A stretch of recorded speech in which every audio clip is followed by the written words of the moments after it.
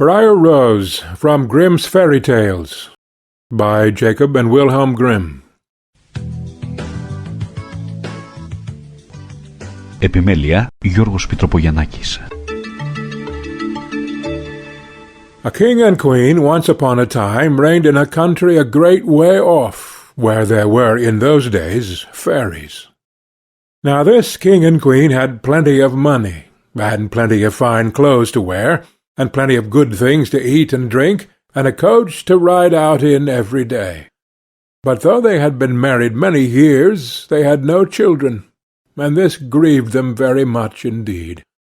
But one day, as the queen was walking by the side of the river, at the bottom of the garden she saw a poor little fish that had thrown itself out of the water, and lay gasping and nearly dead on the bank.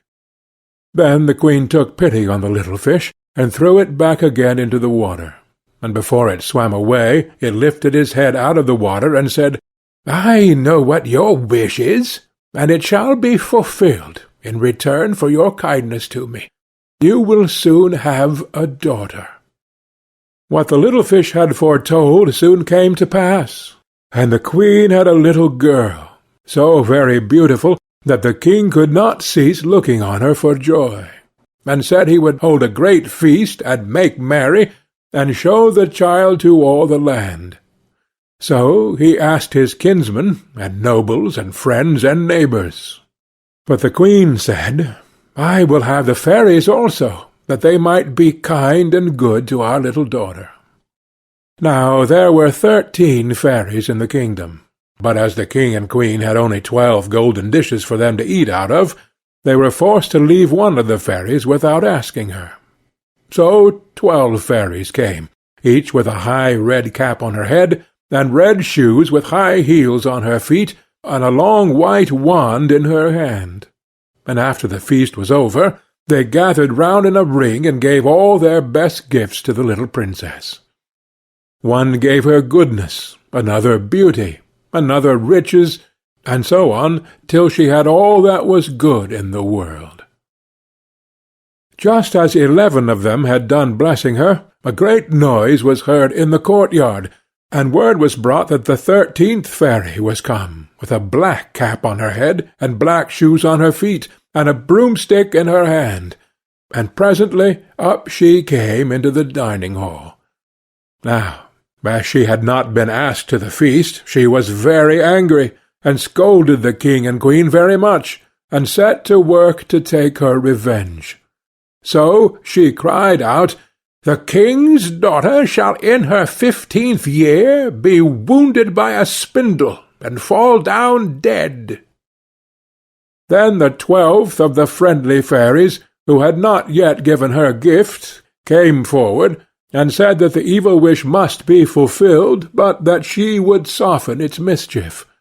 So her gift was, that the king's daughter, when the spindle wounded her, should not really die, but should only fall asleep for 100 years.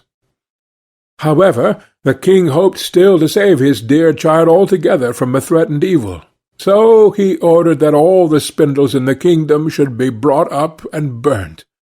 But all the gifts of the first 11 fairies were in the meantime fulfilled, for the princess was so beautiful and well-behaved and good and wise that every one who knew her loved her.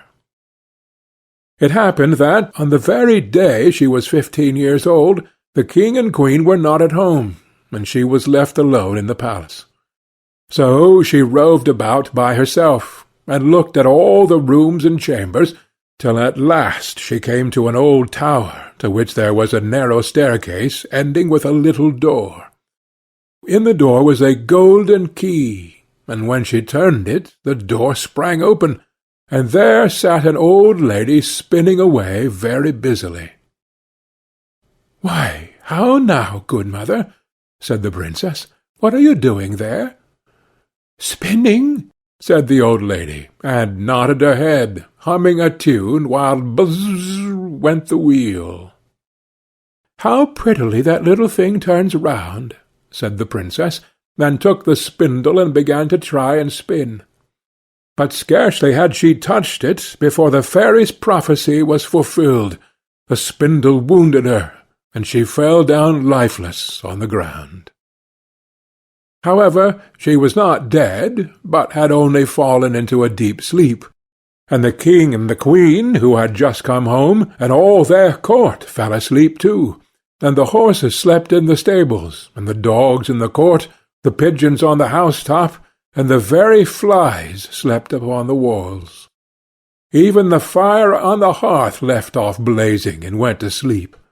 The jack stopped, and the spit that was turning about with a goose upon it for the king's dinner stood still, and the cook, who was at that moment pulling the kitchen boy by the hair to give him a box on the ear for something he had done amiss, let him go, and both fell asleep.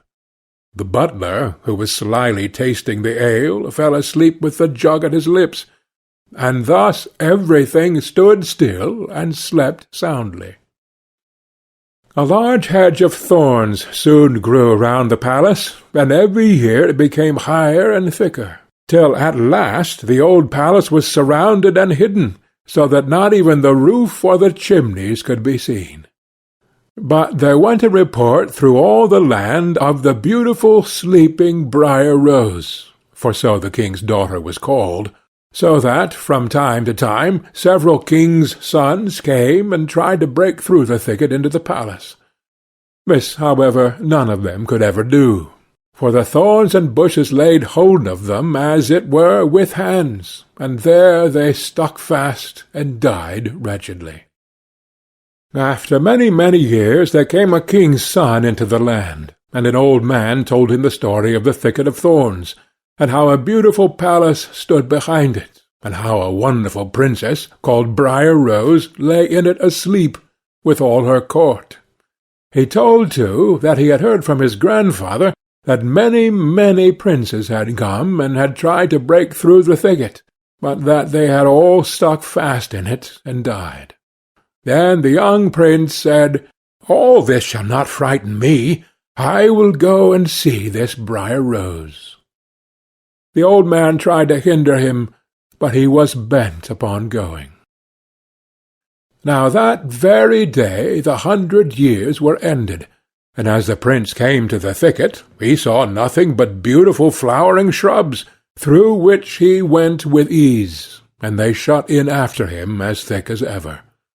Then he came at last to the palace, and there in the court lay the dogs, asleep, and the horses were standing in the stables, and on the roof sat the pigeons fast asleep, with their heads under their wings. And when he came into the palace, the flies were sleeping on the walls, the spit was standing still, the butler had the jug of ale at his lips, going to drink a draught, the maid sat with a fowl in her lap, ready to be plucked, and the cook in the kitchen was still holding up her hand, as if she was going to beat the boy. Then he went on still farther, and all was so still that he could hear every breath he drew, till at last he came to the old tower, and opened the door of the little room in which Briar Rose was, and there she lay, fast asleep on a couch by the window. She looked so beautiful that he could not take his eyes off her, so he stooped down and gave her a kiss. But the moment he kissed her, she opened her eyes and awoke, and smiled upon him, and they went out together. And soon the king and queen also awoke, and all the court, and gazed on each other with great wonder. And the horses shook themselves, and the dogs jumped up and barked, the pigeons took their heads from under their wings, and looked about, and flew into the fields. The flies on the walls buzzed again. The fire in the kitchen blazed up. Round went the jack, and round went the spit, with the goose for the king's dinner upon it. The butler finished his draught of ale, the maid went on plucking the fowl, and the cook gave the boy the box on his ear. And then the prince and Briar Rose were married, and the wedding feast was given, and they lived happily together all their lives long. End of Briar Rose. Επιμέλεια Γιώργος Πιτροπογιαννάκης.